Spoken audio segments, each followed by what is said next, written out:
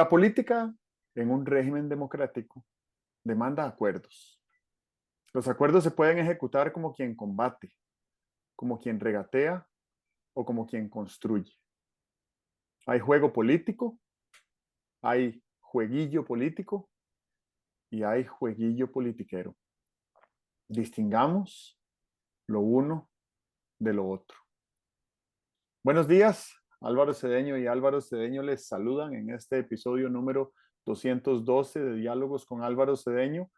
Esta es una conversación intergeneracional que toca temas como acción humana eficaz, espíritu emprendedor, transformación de conflictos y política pública.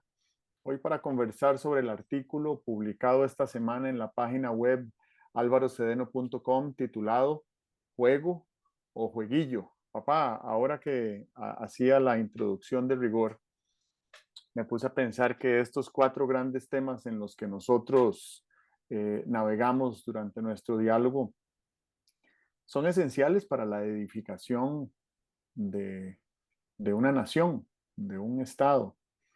Y, y siento que, bueno, no digo que sean los únicos, pero creo que esos elementos esenciales para la edificación de una nación, quien los debe implementar y quien los debe priorizar es el gobierno, pero tampoco creo que es el gobierno el que los debe implementar de manera única, no es la responsabilidad única del gobierno. Perdón, lo que quiero decir es que no solo el gobierno es responsable de la edificación de la nación, creo que la nación misma lo es. Y siento que este artículo que has publicado hoy, a mí me ha puesto a pensar sobre muchas aristas diferentes de cómo eh, rescatarle todo lo esplendoroso que ha sido la democracia para el experimento republicano costarricense y también eh, cuáles retoques se le podrían dar para que eh, el proceso de edificación de la nación sea más eficaz. Y me gustaría entonces posicionar la eficacia de esa enorme tarea a larguísimo plazo, intergeneracional, que es edificar la nación. Eh, Te cedo la palabra para que nos des tu saludo. Hay, hay, hay prólogos que bastan, ¿verdad? Uno podría leer el prólogo y ya no tener que leer el libro. Y hay prólogos que posiblemente, si los escribieran antes de que el autor escribiera el libro, fantaseando que eso se pudiera hacer, posiblemente intimidarían al escritor para escribir después de un prólogo tal. Así que, bueno, entro quedando con este prólogo. Vieras que yo pienso, yo pienso mucho en el poder de, del, en el poder del gobierno, en el poder de los políticos para ir configurando a la nación. Pero eso es una carreta, una bicicleta de una sola rueda. Yo creo que la otra gran rueda es la bicicleta cultural, ¿verdad? Y creo que perdón, la rueda cultural. Y es que se, se retroalimentan las los dos factores, ¿verdad? Dicen que un país tiene los gobernantes que merece, eh, pero no solamente eso, ¿verdad? Sino que unos gobernantes pueden ir creando el país del futuro que las generaciones futuras merecen. Y creo que todos los gobernantes, de una cierta manera, son el producto de la generación que los elige, pero si son buenos gobernantes, dejan unos condicionamientos, siembran unas tendencias que modifican la cultura del país. Yo nunca viví bajo ninguna administración de don Ricardo Jiménez, pero el número de veces que se menciona contemporáneamente a don Ricardo Jiménez me da a entender que su paso por la vida pública debe haber sido estelar, estelar de estrella, no del partido que viene después del preliminar, estelar de estrella, ¿verdad? Y vieras que ahora, mientras estaba aquí pensando en este diálogo, no preparándolo, pero pensando en el diálogo, eh, resonaron en mí dos cosas sobre don Ricardo Jiménez.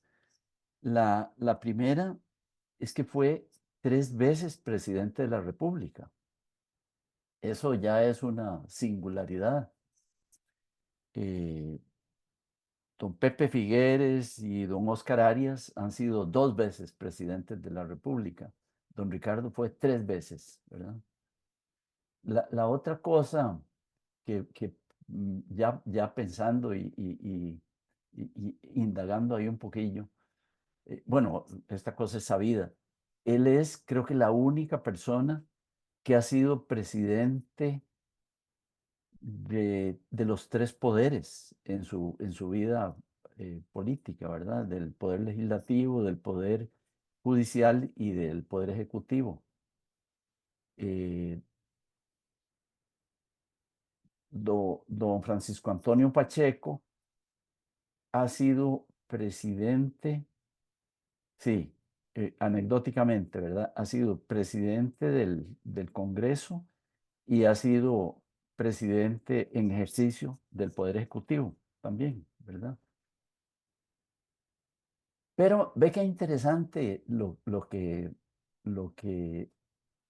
he logrado entrever de don Ricardo Jiménez. La primera vez que fue electo en 1910. Tomó posesión 4 días antes del terremoto de Cartago. Bueno, eh, él tenía 51 años. Era un hombre maduro y tal, ¿verdad? La segunda vez que fue electo fue 14 años después de la primera. O sea que ya tenía 65 años. Ve qué interesante. Nombran a una persona cuando tenía 51 y el país dice, pues ahora tiene 65, ya es un adulto mayor, lo vamos a volver a nombrar.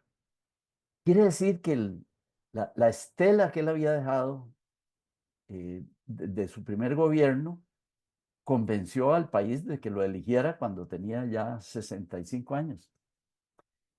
Y no solo eso, sino que después de esa elección de cuando tenía 65 años, volvió a ser electo cuando ya tenía 73 años, ¿verdad? En el año 2032, un hombre de 73 años ya era un anciano, ¿verdad? ¿Ok? Eh, yo he leído por ahí que en el año 46, 47, en esos años aciagos, hubo un movimiento como para nombrar a don Ricardo presidente del candidato y fueron a buscarlo. Y él dijo una cosa muy bella, ¿verdad? Pero yo no la recuerdo textualmente, tengo que buscarla. Dijo por qué no aceptaba encabezar ese movimiento a pesar de que lo compartía y lo apoyaba y todo eso, ¿verdad? La otra cosa que pienso sobre don Ricardo Jiménez, bueno, ¿por qué estoy citando a don Ricardo Jiménez? Por lo que decíamos, porque un político destacado opera sobre la cultura del pueblo y es un político destacado porque el pueblo le reconoce sus potencialidades o sus hechos, ¿verdad? Pienso en esto. Fíjate, cuando don Ricardo Jiménez fue electo la primera vez en 1910, digamos que la persona que votó por él, que tenía 25 años, volvió a votar por él cuando tenía 39 años, ese votante. O sea, que es un votante que no quedó defraudado por la primera presidencia, sino que quedó con una memoria que le sirvió 14 años después para decir, yo que voté por él cuando tenía 25 años, estoy dispuesto a volver a votar por él ahora que tengo 39. Y no solo eso, sino que volvió a votar por él cuando tenía 47. Es un fenómeno, don Ricardo. ¿Fenómeno como para qué? Como para que lo pongamos en un museo y lo vayamos a ver. Hombre, a mí me parece que es un fenómeno como para que lo pongamos en alguna página del silabario y le digamos a los costarricenses que hoy están en la escuela, miren, es posible ser un político que tenga significado durante 30 o 40 años, ¿verdad? Y si ustedes, alguno de ustedes, llega a ser alcalde o diputado o ministro o presidente, tengan como aspiración lograr que 40 años después de su primer aparición en el firmamento político, haya gente que diga, a ese lo recuerdo y quiero votar por él. Bueno, a esto se refiere este artículo. Fíjate que este artículo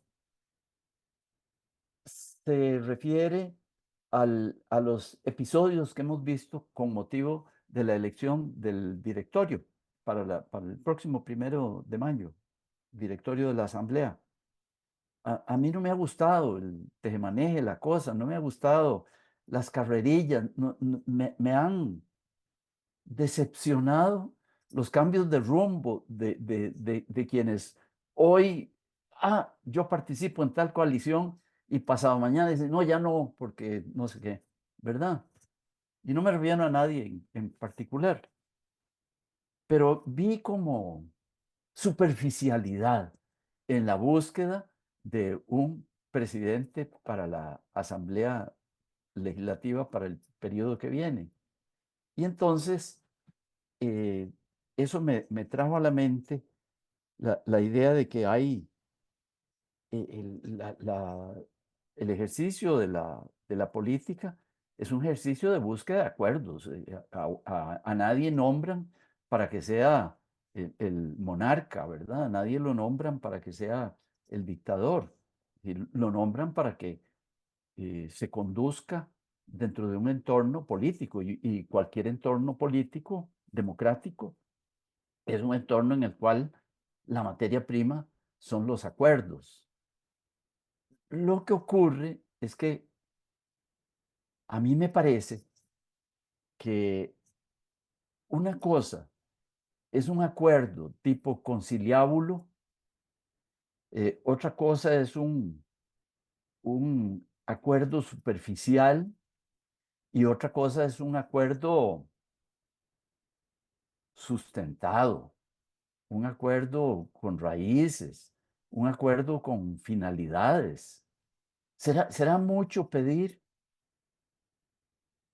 que algunos de los acuerdos que se toman en la Asamblea, en las relaciones con el Poder Ejecutivo, en el Poder Ejecutivo, con las facciones de los partidos, siguieran un proceso maduro, fundamentado? No estoy hablando de ciencia ficción, ni estoy hablando de, de, de astrofísica, ¿verdad? Sí, le estoy hablando de, de leerse uno de los libros originales del proyecto Harvard sobre negociación y decir, mira, hombre, cómo juega la ética en esto, cómo juega la lógica, cómo juega el razonamiento, cómo juegan los objetivos, cómo juega la estabilidad, eh, cómo juega la, ¿cómo le diría? ¿Cómo juega la dimensión infinita del juego? ¿Cómo uno no puede jugar en política a tirarse a nadie? Porque ahí la jarana sale a la cara y la próxima vez que tengas que negociar con esa persona o con ese grupo, no los vas a conseguir. Entonces, para que haya la posibilidad de una búsqueda de acuerdos permanente, pues deberíamos tener unas cuantas reglas, ¿verdad? Ah, en el librito que escribí con ocasión del inicio de este gobierno, incluí un capítulo sobre gestión de acuerdos, porque me parece que es muy importante, ¿verdad?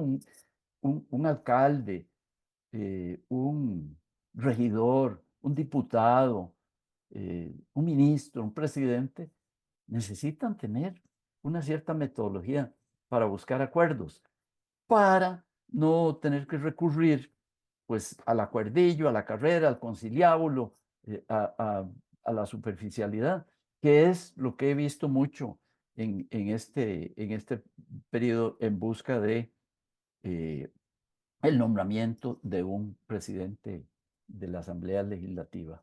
Eso, eso para darte el panorama que me llevó a decir estas cosas. Em, Estás hablando de integridad y creo que tu artículo también habla de integridad y con ese mismo valor en el pecho. Me gustaría ser un poco más preciso. Bueno, vamos a ver. Esto que estamos haciendo nosotros hoy es documentando una serie de circunstancias de la realidad nacional actual y analizándolas según nuestro criterio, que es un criterio que podría estar viciado de múltiples falencias, pero creo que ninguna de ellas es la falta de integridad. Y entonces me gustaría precisar las circunstancias a las cuales nos estamos refiriendo, porque algún día en el futuro alguien podrá ver esto y recordar a qué nos referíamos por integridad en el año 2024. Lo digo porque somos los ancestros de esas generaciones futuras. Y me parece que hace 15 días había una coalición bastante robusta para nombrar a alguien en la presidencia del Congreso en reemplazo de don Rodrigo Arias Sánchez, que ha presidido el Congreso los primeros 2 años de esta administración. Y entonces la coalición para sustituirlo estaba liderada y apoyada por el oficialismo, por los diputados y por la propia Casa Presidencial, los diputados del Poder Ejecutivo, del presidente. Y tras unas grotescas eh, manifestaciones, grotescas por insensibles, del presidente de la República en una visita que hizo a Limón, en su afán de denigrar la función legislativa, dijo cosas que eran falsas, pero además dijo cosas que ofendieron la, la sensibilidad del pueblo limonense, que es el pueblo costarricense.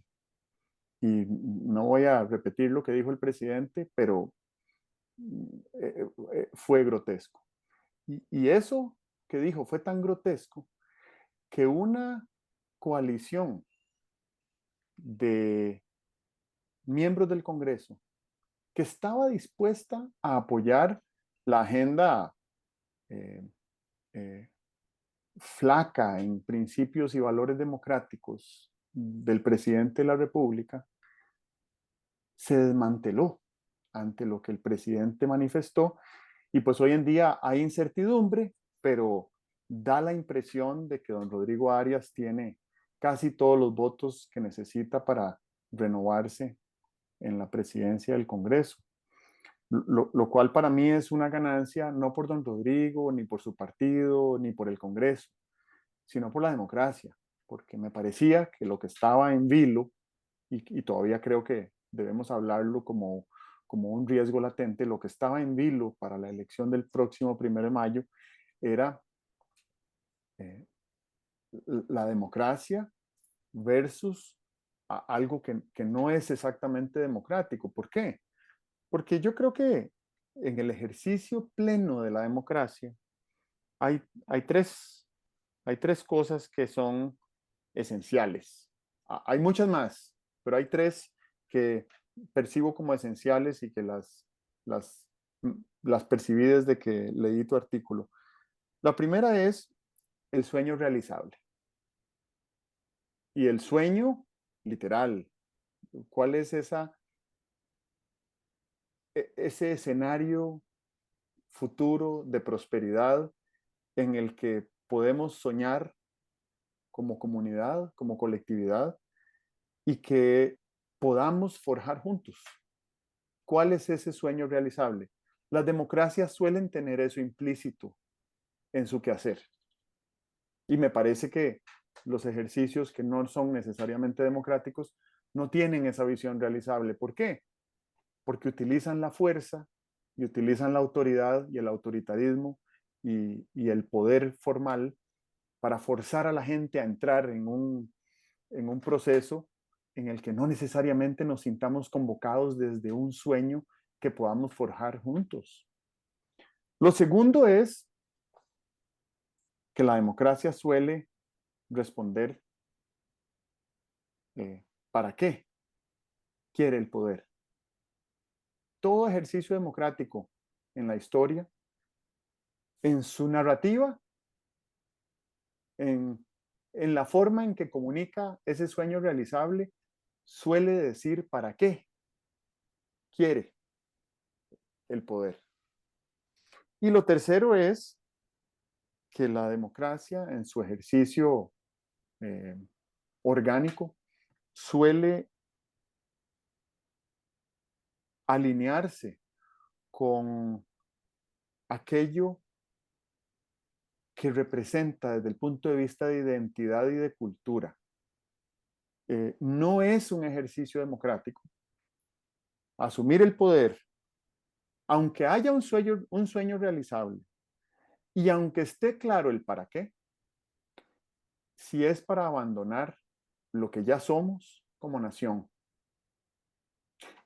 Y hemos dicho varias veces acá que todos los países del mundo son experimentos. Y Costa Rica es un experimento. Es un experimento republicano que tiene más de 200 años de recorrido, con altos y bajos, con aceleraciones y frenazos, con equívocos y rectificaciones, pero siempre ha sido un ejercicio experimental republicano en el marco de la democracia. Es que hasta cuando estuvimos liderados por militares o por dictadores, la cultura democrática nunca abandonó la identidad de esta nación. Entonces, ¿a qué jugamos como gobernantes de un experimento republicano? No puede desvincularse de lo que nos trajo a este punto. Entonces, la robustísima y muy longeva democracia costarricense, que la empezaste a describir refiriéndote a un presidente que las 3 veces que ejerció fue antes de que tú nacieras, hace 85 años, no se puede desvincular de lo que sigue de aquí en adelante. Porque creo, como dijo una vez el presidente Obama, que la realidad tiene una manera bastante particular de abofetearlo a uno en la cara cuando trata de distanciarse de la realidad. Y la realidad es que este país, la realidad es que esta nación costarricense es una cultura profundísimamente democrática, ¿verdad? Entonces, el cabreo y la desesperanza y el abstencionismo y la exclusión de una masa crítica de ciudadanos y ciudadanas, votantes, que eh, eligieron al gobierno actual hace 2 años, no implica un abandono de esa cultura democrática.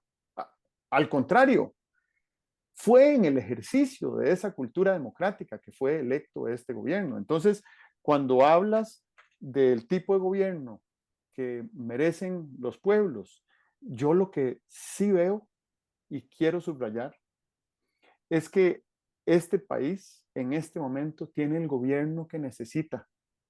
Yo siento que era indispensable desde hace décadas que tuviéramos una confrontación cara a cara con la verdad de lo que se siente la exclusión de grupos de personas que desde hace muchos años no se sentían representados por los gobiernos de turno, que prometían resolverles algunas de sus más apremiantes necesidades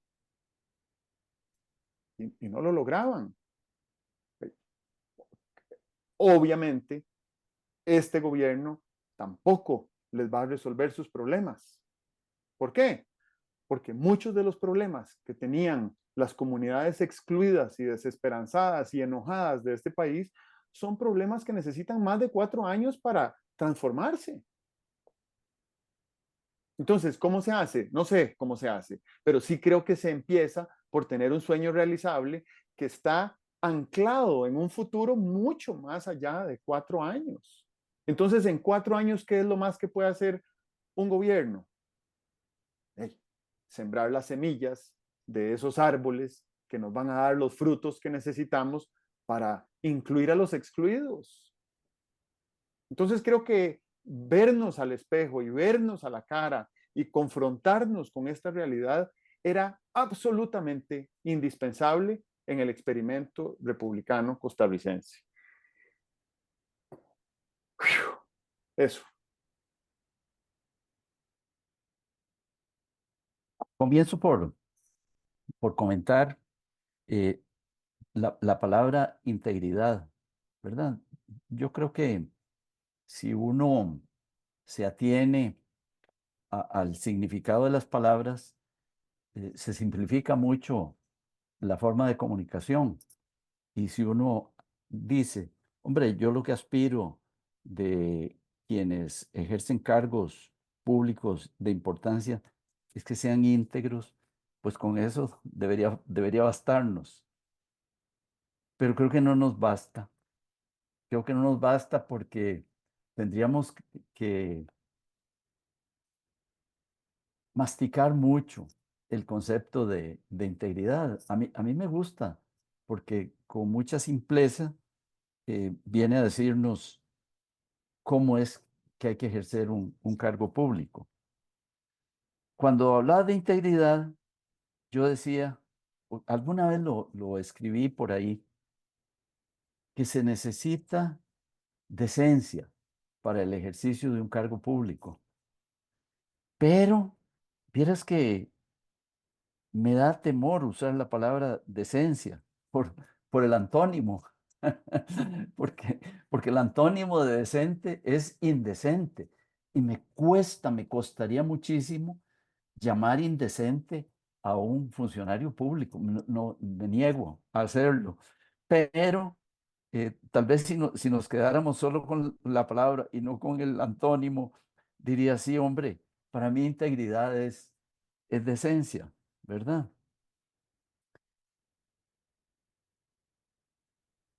Yo pienso mucho en las personas que son electas para los cargos políticos. A mí, desde hace muchos años, una campaña política me parece una actividad espiritual, no me parece una charanga. Cuando era chiquillo y jovencillo, sí me parecía una charanga y pegar vivas y poner banderas y ir a las plazas públicas y ser eh, vitriólicos con los opositores y todo eso, pero eso lo abandoné hace muchos años. Me parece que una campaña política es una actividad espiritual, lo cual no me hace perder de vista que en una campaña política nombramos unos seres humanos comunes y corrientes. En una democracia, las personas que salen electas son una muestra de los electores, ¿verdad? Aquí no estamos, ¿cómo se llama? Coronando a un rey, ¿verdad? Si estás coronando a un rey y has crecido en una cultura según la cual aquella familia o aquellas familias pertenecen a otro nivel de cosas, ¿verdad? Entonces, coronar un rey es distinto que nombrar a un presidente o nombrar a unos diputados o nombrar a un alcalde. Pero en esto sí que llego a algo que, a lo que le doy vueltas, ¿verdad? Le doy vueltas. Cuando eliges, el acto de elegir, me parece a mí que produce una transformación en las personas, ¿verdad? Yo creo que somos cambiantes en cosas tan elementales como recibir un elogio. Cuando recibes un elogio, eso de una cierta manera te cambia, ¿verdad? Te cambia. Sí, sí, bueno, eso está dicho por psicólogos muy exitosos, ¿verdad? Carl Rogers dice que en un grupo de encuentros, cuando estás eh, haciendo cosas para desarrollar personas, ni siquiera deberías decirle a alguien, eso que acaba de decir está muy bien, porque lo estás condicionando, le estás condicionando su libertad. Ya la próxima cosa que él diga va o a tratar de que sea igual a lo que dijo antes o a tratar de seguir contando con tu elogio, ¿verdad? Bueno, si el hecho de decirle a alguien eso está muy bien ya te modifica, el hecho de resultar electo por millones de votos te, te, te modifica. Entonces, creo yo que en las democracias ocurre un fenómeno como de dos dimensiones o de dos fuentes. En primer lugar, la población votante escoge a alguien porque le parece que tiene las capacidades para el puesto. Pero cuando vota por él, de alguna cierta manera, sobre todo si el electo es íntegro, si el electo es maduro, si el electo es sensato, lo modifica, la elección modifica, ¿verdad? La elección modifica. Ese juego de escoger, votar y producir un cambio en el elegido, a mí me parece como que está fallando entre nosotros. En alguna de las piezas falla. Yo no sé si será que las personas no piensan, los candidatos o los candidatos ya elegidos no hacen una profundización de este fenómeno al que yo he aludido. ¿Por qué? Hombre, ahí sí que no lo sé. ¿Será porque tienen una visión de la política y de los puestos políticos muy diferente a esta que estoy expresando? O será por falta de sensibilidad? ¿O será por el ruido de la política? Se habla en cuestiones bélicas de la niebla de la guerra. Eh, se lo oí mencionar a McNamara allá en los tiempos de Vietnam. La niebla de la guerra es que una vez que empezaron los tiros, lo que habíamos planeado y a lo que habíamos aspirado se ve cubierto por una niebla. ¿Será que existe una niebla de la política? ¿Será que existe una niebla del poder? Me parece que en una democracia resultar electo diputado o presidente de la República debe ser un desafío muy fuerte al realismo y a la humildad de una persona.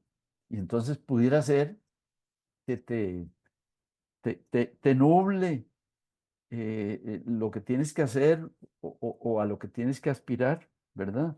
No lo sé, pero me gustaría muchísimo que pudiéramos sacar a flote, que pudiéramos utilizar como concepto didáctico eso de que nombramos a los mejores, pero que cuando los nombramos, esos mejores quedaran desafiados ante sí mismos a ser todavía aún mejores. Así concibo el juego político electoral tan vital en una democracia. Y esa es mi aspiración y posiblemente esa sea la fuente de mi exigencia o la fuente de mi insatisfacción con mucho de lo que veo en materia política. No, no es que piense que los políticos tienen que ser ángeles, no. Con lo cual, no quiero decir que eso hay que tenerlo claro, que a veces cuando te dicen, yo no soy un ángel, pues lo que te están diciendo es, mire, a mí me importa muy poco ser un pervertido. Cuando alguien dice, yo no soy un ángel, yo lo que entiendo es que tiene todas las limitaciones del ser humano, pero que tiene también, así como tiene una semilla de mal, tiene también una semilla y un impulso de bien. Y yo quisiera ver a la gente deteniéndose en su impulso de bien para utilizarlo. No, no soy idealista, no creo que las personas a las que nombramos sean ángeles, pero sí esperaría que como seres humanos, y reconozco en los seres humanos, en todos, esa semilla de bien, utilizaran la semilla de bien y no se entretuvieran en un montón de cosillas que son accesorias, que son eh, finitas, sino que tuvieran lo que tú decías antes, pues un sueño realizable, una aspiración, una, una conciencia de que tienen unas circunstancias que las deberían aprovechar para sembrar. Fíjate que eh, eh, a, a los, a los altos personeros del Poder Judicial se les llama magistrados. Y magistrado viene de maestro, ¿verdad? De magíster. Bueno, los diputados en ese sentido son magistrados. El presidente de la República es un magistrado, el primer magistrado de la República. Eh, si alguna vez se sintieran magistrados, magíster, maestros, creo que otro gallo nos cantaría. Varias reflexiones de lo que dices. Qué, qué estimulante la conversación de hoy para mí. Lo primero es que Abraham Lincoln hablaba del ser humano y del Estado como entes perfectibles, y se refería al hecho de que probablemente nunca en ninguna circunstancia serán perfectos, pero que sí pueden siempre aspirar a hacerlo, y que en esa aspiración a hacerlo es altamente probable que lo que se haga provenga de una intención eh, buena, éticamente buena, y que el esfuerzo que se haga tenga algún, eh, algún resultado positivo, ¿verdad? Aunque no todo el resultado lo sea. Entonces, la perfectibilidad de quien ejerce la función pública y la perfectibilidad del Estado, sí creo que debería ser una aspiración. Yo no crecí con con esa actitud, pero sí crecí con una actitud que repetiste por décadas en mi vida, que es la de la excelencia, ¿verdad? Y pues podemos aspirar a la excelencia y me parece que aunque los resultados no lo sean, el proceso sí puede serlo, ¿verdad? Y también creo que la excelencia, así como la estoy describiendo, se puede reinterpretar en la medición no del resultado. Pensando en términos académicos, no importa tanto qué nota me saque en el examen como cuánto esfuerzo hice en el proceso de aprendizaje. Y si ese esfuerzo tiene una nota mayor que el resultado, pues yo creo que vale más la pena. Eso es algo que tiene que ver con la aspiración por la excelencia. Lo siguiente es la sapientísima expresión de nuestra historia político-cultural costarricense de esperar a que se aclaren los nublados del día. Me parece que poder tener esa pausa de silencio y de contemplación para ver cómo amanece el día siguiente eh, nos ha ayudado a, a evadir conflictos o a desescalar conflictos que estaban ahí el día anterior, solo por el paso del tiempo y por la parsimonia de dejar que las cosas lleven su propio ritmo. Me parece que debe haber habido en nuestros líderes históricos mucha observación de la naturaleza. Y la naturaleza tiene la característica de que con el paso del tiempo cambia, sin forzarla. Entonces, eso, esperar a que se aclaren los nublados del día, muchas veces siento que es más útil de lo que imaginamos. Lo otro es que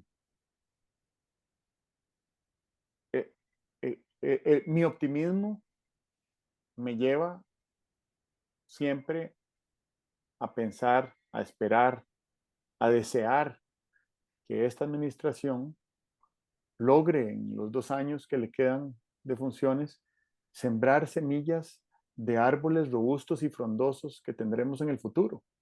Es mi más firme aspiración como ciudadano de esta patria y como ancestro que soy de las generaciones futuras. Deseo que este gobierno logre sembrar esas semillas. Es más, me pongo a las órdenes de este gobierno para eh, arar la tierra por lo menos, para que se siembren esas semillas que germinen y crezcan robustas y frondosas y enriquezcan el experimento republicano costarricense.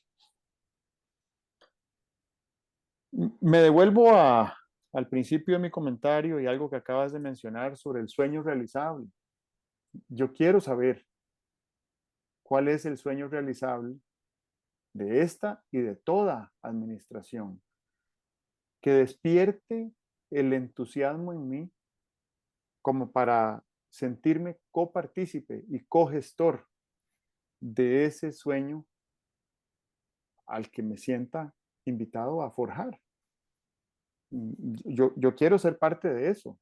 Yo no siento que este sea un gobierno que está obrando en mi contra, ni que este es un gobierno que está obrando excluyéndome de sus aspiraciones y sus afanes y sus necesidades, porque este es un gobierno que aunque el mismo gobierno no lo sepa o no lo crea o no lo comunique, es el gobierno de toda la nación costarricense. Lo otro que percibo es una, una mecánica política que más que sembrar semillas que germinen en árboles robustos y frondosos, lo que está buscando es eh, atizar la polarización. Y esto de atizar la polarización no es esencialmente malo. No es esencialmente malo, ¿verdad?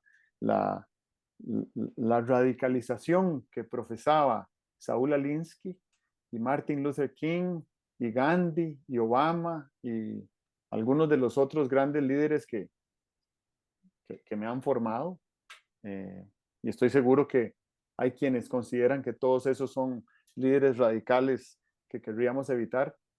Han radicalizado a la opinión pública hacia grandes transformaciones históricas que han sucedido bajo su mando o como resultado de su ejercicio, ¿verdad? Y no son los únicos, hay muchos otros. Entonces, la polarización no es esencialmente mala. El asunto es, ¿para qué queremos polarizar? Queremos polarizar porque queremos hacer avanzar el experimento republicano costarricense. Bueno, entonces, montémonos en ese barco, ¿verdad? Pero si no tenemos claro para qué lo estamos haciendo, o si lo estamos haciendo porque estamos jugando el jueguillo politiquero corto de tratar de sumar más votos el 1 de mayo, o en la elección de alcaldes, o en la elección presidencial o de diputados del próximo periodo o del siguiente, no importa cuál, entonces me parece que ahí no estamos finos entendiendo a qué jugamos. Y lo último que quiero decir, no sé si con esto se agota mi tiempo por hoy, pero lo último que quiero decir es que no te he compartido, pero te voy a compartir tan pronto lo termine. La lectura de un discurso muy extenso que promulgó el presidente francés Emmanuel Macron el jueves pasado en la Universidad de la Sorbona en París. Ya ha iniciado su último año de gobierno como presidente francés. Un presidente joven, Macron, tendrá 45 años y ya ha sido presidente de Francia 7 años. Le tocó presidir durante una pandemia, le tocó presidir en los albores del Brexit, le tocó presidir en los albores de la administración Trump, le ha tocado presidir durante 2 años de guerra entre Rusia y un país europeo. Y este discurso de Emmanuel Macron es un amplísimo sueño realizable para toda Europa, con una detallada explicación de para qué debería Europa reunir su poder y tomar algunas decisiones fundamentales para su supervivencia como proyecto político continental. Supervivencia. Y respaldada en una identificación muy clara de a qué juega Europa, qué representa Europa y qué se juega la civilización en esta crucial decisión que tendrá que tomar, si quiere, Europa en algún momento pronto, para construirse más allá del pacto que alguna vez tuvo con Estados Unidos y que, aunque siga estando ahí en el papel, podría no estarlo ahí por mucho más tiempo en la práctica. Y el descanso que tuvo Europa, la delegación que hizo Europa en la manufactura china, que podría ya no funcionarle en un futuro muy cercano, si es que todavía le funciona. Y ese discurso de un presidente, a quien, por cierto, tuve el honor de conocer en persona, pero que no es mi presidente, ni preside mi país, ni tenemos mucho que ver, él y yo, en casi nada, ni siquiera hablamos el mismo idioma. Me ha movilizado emocionalmente y ha generado tantísimo entusiasmo en mí que creo que es un espejo en el cual deberíamos de vernos como ciudadanos del mundo y de utilizarlo como un indicador y unas métricas del nivel de representantes que deberíamos elegir países como Costa Rica, porque yo creo que la altura, eh, la honorabilidad, la integridad, la visión, la capacidad de gestión de Emmanuel Macron debe estar al mismo nivel que la de don Ricardo Jiménez Oriamuno. Entonces, si ya fuimos capaces hace 100 años y más de producir desde esta nación ciudadanos de tan profunda estela como don Ricardo Jiménez Oriamuno, pues entonces creo que deberíamos de emprender el camino de buscar y reproducir ese nivel de liderazgo que nos produzca una estela de bonanza y de bienestar dentro de 100 años y más.